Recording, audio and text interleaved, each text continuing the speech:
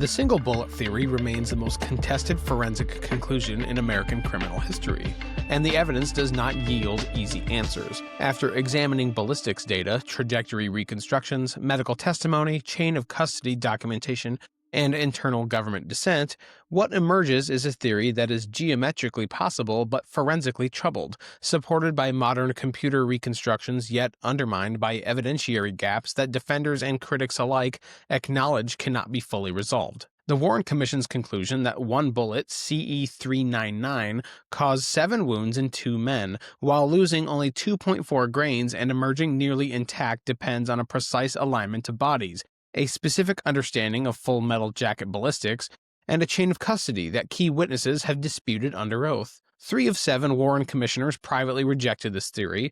The FBI's own ballistics chief was never called to testify after his tests contradicted it, and the House Select Committee's later investigation both endorsed and complicated it simultaneously. Commission Exhibit 399, recovered from a stretcher at Parkland Hospital, weighed 158.6 grains, approximately 2.4 grains lighter than an unfired 6.5mm Mannlicher Carcano round. According to the Warren Commission, this single bullet transited JFK's neck, shattered 4 inches of Governor Connolly's 5th rib, fractured his right radius, and deposited a fragment in his left thigh. The bullet's condition sparked immediate controversy. FBI firearms expert Robert Frazier described CE-399 as showing base flattening with an intact copper jacket and undamaged nose, a condition defenders call deformed and critics call impossibly pristine. Dr. Joseph Doltz, the Army's chief wound ballistics consultant with 25 years of experience, was never called before the Warren Commission after his Edgewood Arsenal tests produced results contradicting the official theory. His classified report, withheld for a decade, showed that all 10 test bullets fired into cadaver wrists were more deformed than CE-399. The weight discrepancy presents an arithmetic problem. Parkland surgeon Dr. Robert Shaw testified that more than 3 grains of metal remained in the wrist, while additional fragments were recovered from Connolly's chest and thigh. If CE-399 lost only 2.4 grains maximum, critics argue the math doesn't work. Defenders counter that Dr. Shaw's estimate was imprecise and that visible fragments may have weighed less than assumed. Even the original autopsy pathologists expressed doubt. Commander James Humes testified he found it most unlikely that CE-399 caused Connolly's wounds, stating, "I can't conceive of where they came from this missile." Lieutenant Colonel Pierre Fink, the only forensic pathologist present at the autopsy, testified there were too many fragments described in that wrist for CE-399 to be responsible. So here we have the trajectory question. Is it magic or geometry? The term magic bullet was coined by critics, most prominently forensic pathologist Dr. Cyril Wecht, who argued the bullet would need to change direction mid-air, entering Kennedy's back, exiting his throat, moving right to left, then reversing course to strike Connolly's right armpit. This characterization relies on diagrams showing both men seated at equal height, directly aligned. Defenders have systematically dismantled this characterization using limousine specifications and photographic analysis.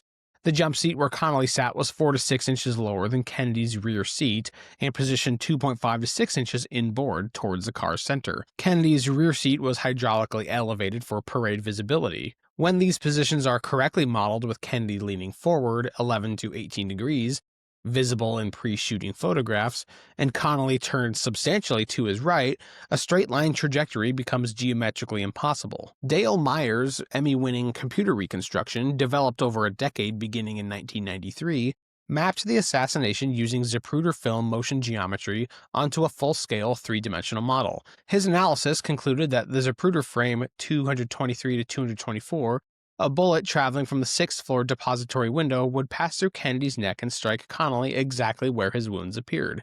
Myers called it a single bullet fact, not theory. The House Select Committee on Assassinations trajectory analysis, conducted by NASA engineer Thomas Canning in 1978, supported this conclusion. Using photogrammetric analysis and wound location data, Canning reconstructed 3 separate trajectories for Kennedy's back/neck wound, the headshot, and the single bullet path through both men. All 3 pointed to the Texas School Book Depository's 6th floor, with the single bullet trajectory showing the smallest margin of error, approximately 5 feet radius, because the 60-centimeter baseline between Kennedy's exit wound and Connolly's entrance wound provided more precise calculations. However, the back wound location remains contested. The autopsy face sheet placed it on the third thoracic vertebrae, approximately 5.5 inches below the collar. JFK's death certificate, signed by his personal physician Dr. George Berkeley, confirmed this lower placement. The House Select Committee of Assassination's forensic panel later relocated it to T1, which is the first thoracic vertebrae, approximately 4 inches higher, which critics argue was necessary to make the single bullet trajectory geometrically feasible. Kennedy's jacket and shirt holes appear at a lower position, consistent with T3. So, did the Zapruder film force the theory's creation? The single bullet theory was not the Warren Commission's initial conclusion. It was a forensic necessity forced by the Zapruder film's timing constraints. Abraham Zapruder's Bell and Howell camera operated at 18.3 frames per second, meaning each frame represents approximately 55 milliseconds. FBI testing established that Oswald's Mannlicher Carcano rifle required a minimum of 2.3 seconds to cycle the bolt to re-aim and fire. That's equivalent to 42 frames. With only 3 shell casings recovered and bystander James Tague wounded by a missed shot, only 2 bullets could have struck both men. The Zapruder film shows both Kennedy and Connolly reacting to wounds between frames 224 and 226, a span of approximately 0.1 seconds. If separate bullets struck them, 2 shots would need to have been fired within this window, which is physically impossible for a single bolt-action rifle. Staff attorney Arlen Specter developed the single bullet theory specifically to resolve this timing impossibility. The iTech Corporation study, commissioned by CBS, had 5 analysts independently examine frames 222 through 240. They identified significant change in the governor's position and appearance beginning at frame 223 to 226, with involuntary arm motion and rotation consistent with simultaneous impact. Connolly himself never accepted the theory. In a 1966 Life magazine interview, he stated,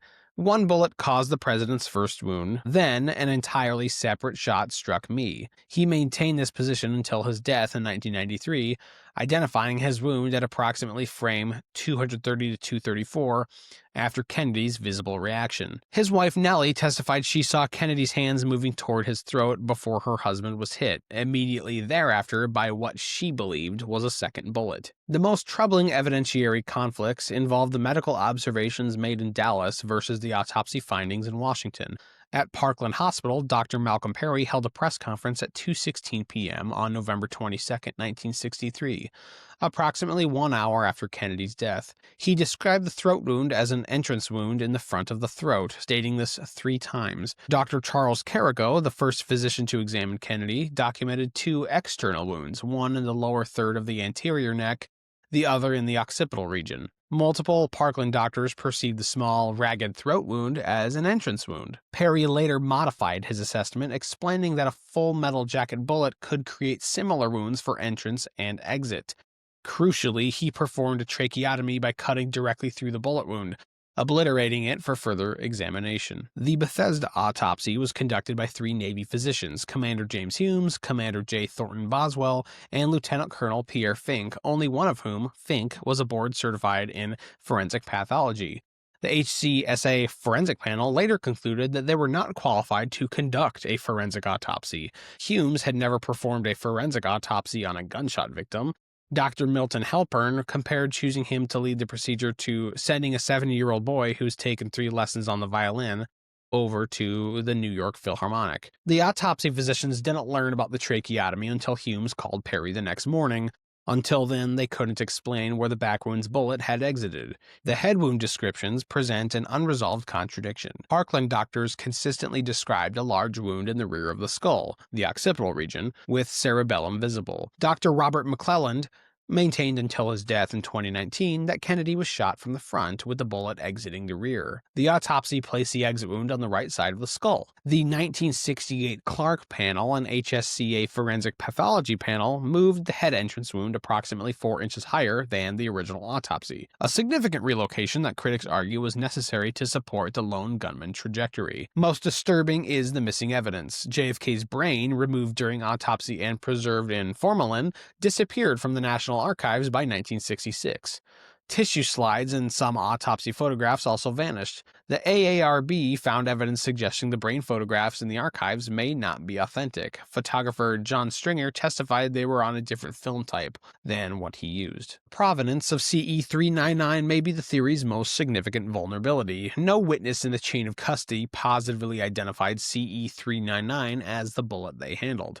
Hospital engineer Daryl Tomlinson discovered the bullet at approximately 1:45 p.m., lodged under a stretcher mat near the Parkland emergency room elevator. When pressed by Arlen Specter about which stretcher, Tomlinson indicated stretcher B, one with bloody sheets and surgical instruments that was already in the corridor, not the stretcher brought down from surgery, allegedly Connolly's. Tomlinson was never shown CE-399 during his Warren Commission testimony and never asked to identify it. Security Chief O.P. Wright, a former Dallas deputy police chief with extensive firearms experience, handled the bullet next. In a 1966 interview with researcher Josiah Thompson, witnessed by two others, Wright rejected CE-399 as a bullet he handled. He described the stretcher bullet as having a pointed tip, and selected a .30 caliber pointed bullet as resembling what he found. CE-399 has a round nose. Wright's written affidavit for the Warren Commission notably omits his discovery and handling of the bullet entirely. The FBI documentation contains an unexplained timing discrepancy. Laboratory worksheets show firearms expert Robert Frazier received the stretcher bullet at 7:30 p.m. on November 22nd. However, FBI agent Elmer Lee Todd documented receiving the bullet from Secret Service Chief James Rowley at 8:50 p.m., 1 hour and 20 minutes later. Frazier could not have received the bullet from Todd before Todd possessed it. Most damaging is the Bardwell Odom revelation. FBI document CE 2011, July 7, 1964, states that Agent Odom showed CE-399 to Tomlinson and Wright on June 12, 1964, and both said it appears to be the same bullet. In 2002, researchers Gary Aguilar and Josiah Thompson located the 82-year-old retired agent. In a recorded interview, Odom stated, "I never went into Parkland Hospital at all. I didn't show it to anybody at Parkland. I didn't have any bullet." ARRB searches found no FD 302 reports supporting the CE 2011 claims. 3 of 7 Warren commissioners privately rejected the single bullet theory, and their dissent was systematically suppressed. Senator Richard Russell from Georgia prepared a formal dissenting statement on September 16, 1964. "I do not share the finding of the commission as to the probability that both President Kennedy and Governor Connally were struck by the same bullet." In a recorded phone call with President Johnson hours after the final commission session, Russell stated, "They were trying to prove that the same bullet that hit Kennedy first was the one that hit Connally." "Well, I don't believe it," Johnson replied. "I don't either." Russell told Johnson he tried my best to get in a dissent, but they'd come around and trade me out of it. Senator John Sherman Cooper from Kentucky publicly described the ballistic findings as unconvincing and stated there was no evidence to show that they were hit by the same bullet. He privately informed Robert Kennedy and Senator Ted Kennedy that he strongly felt Oswald had not acted alone. Representative Hale Boggs from Louisiana later stated that he had strong doubts about the single bullet theory. In 1971, he delivered a House floor speech accusing J. Edgar Hoover of adopting the tactics of the Soviet Union and Hitler's Gestapo. A former aide recalled Hale always returned to one thing. Hoover lied his eyes out to the commission on Oswald, on Ruby, on their friends, the bullets, the gun, you name it. The final commission session on September 18, 1964, where these disagreements erupted, was notably not transcribed. Only brief procedural minutes remain. When Russell learned no transcript existed despite an apparent stenographer being present, he was furious and later broke off his long friendship with Lyndon Johnson. Even staff attorneys dissented internally. Wesley Liebler wrote a critical memorandum identifying problems with witness reliability and ballistic evidence.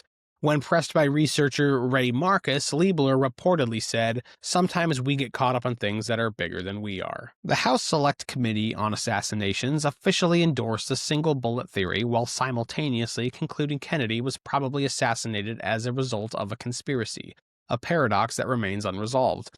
The HSCA Forensic Pathology Panel, chaired by Dr. Michael Baden with 8 other chief medical examiners, voted 8-1 that both shots striking Kennedy came from behind and that the single bullet theory trajectory was consistent with the wounds. They cited the ovoid shape of Connally's back wound as evidence the bullet had begun tumbling, characteristic of having passed through Kennedy first. Dr. Cyril Wecht, filed the sole dissent, calling the theory medically impossible without additional cadaver experiments. Neutron activation analysis by Dr. Vincent Gwynn appeared to clinch the case, concluding with high probability that CE-399 and Connolly's wrist fragments came from the same bullet, and that evidence showed 2 and only 2 bullets among all recovered fragments. However, subsequent peer-reviewed studies have undermined Gwynn's methodology. Texas A&M statistician Cliff Spiegelman tested 30 bullets from the same ammunition batch and found many bullets have 2 element matches within a box. One test bullet compositionally matched an assassination fragment. They concluded it is not possible from the compositional bullet lead analysis to conclude that there were only 2 bullets. The HSCA's probable conspiracy finding rested entirely on acoustic evidence. Analysis of a Dallas police dictabelt recording that experts concluded showed a 95% probability of a shot from the grassy knoll. However, the 1982 National Academy of Sciences review discovered the sounds occurred approximately 1 minute after the assassination. Scientific consensus now regards the acoustic evidence as discredited. Chief Counsel Robert Blakey acknowledged the stakes. If the acoustics come out that we made a mistake somewhere, I think that would end it. The HSCA resolved the contradiction between acoustic evidence suggesting a second shooter and medical evidence, all wounds from behind, by concluding the grassy knoll shot missed entirely, a conspiracy based on evidence that left no physical trace. Despite the evidentiary problems, modern forensic analyses have increasingly supported the single bullet theory's geometric feasibility. Vincent Bugliosi's Reclaiming History, 1,612 pages with 1,228 pages of endnotes, systematically argues that proper positioning of Kennedy and Connolly eliminates any magic trajectory. He emphasizes that CE-399 is deformed at its base, not pristine, and that full metal jacket military ammunition is designed to penetrate without expanding. Gerald Posner's Case Closed in 1993 utilized Failure Analysis Associates computer modeling to show a straight line trajectory through both men pointing back to the depository's 6th floor. The book received mainstream praise but was criticized by some for selective evidence presentation. Posner's later resignation from the Daily Beast following plagiarism revelations in unrelated work has affected his overall credibility, though not the specific forensic arguments in Case Closed. Dr. John Lattimore conducted extensive experiments through the 1970s, firing Mannlicher Carcano ammunition into skull models and demonstrating the jet effect, explosive tissue ejection that propels the head backward toward the shooter, explaining Kennedy's head movement in the Zapruder film. He demonstrated 3 aimed shots within 8.3 seconds using an identical rifle model well into his 80s. Discovery Channel's 2004 reconstruction using Failure Analysis Associates fired through realistic human body replicas.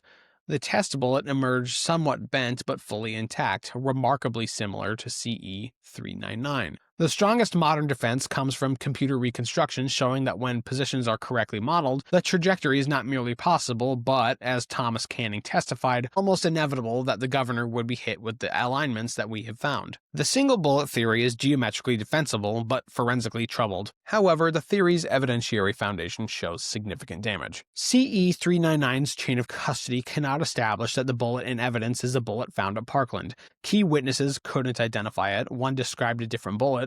FBI documentation contains timing impossibilities, and the agent allegedly sent to obtain identifications denied doing so. The autopsy was conducted by unqualified pathologists who burned their notes, couldn't locate the bullet's exit point without calling Dallas the next day, and produced findings that required subsequent panels to relocate wound positions by up to 4 inches. Neutron activation analysis, once a scientific linchpin, has been undermined by peer-reviewed studies showing bullets from the same box can compositionally match assassination fragments. 3 of 7 Warren commissioners and at least 1 key ballistics expert rejected the theory, and their dissent was suppressed through procedural manipulation. Physical evidence, the brain, tissue slides, some autopsy photographs, has disappeared, making independent verification impossible. The question is not whether the single bullet theory could be true. The trajectory mathematics work when positions are properly modeled. The question is whether the evidentiary record supports it beyond reasonable doubt. The answer depends on how much weight one gives to geometric possibility versus evidentiary integrity, to computer models versus chain of custody, to modern forensic consensus versus the doubts expressed by those who handled the original evidence. What remains is not proof of conspiracy, but proof of profound investigative failure. An autopsy botched by unqualified doctors under military control, evidence that disappeared or was destroyed, witnesses never called or never asked the right questions, and internal dissent traded away for the appearance of unanimity. Whether a single bullet caused those wounds may be less important than why, 6 decades later, we still cannot know for certain.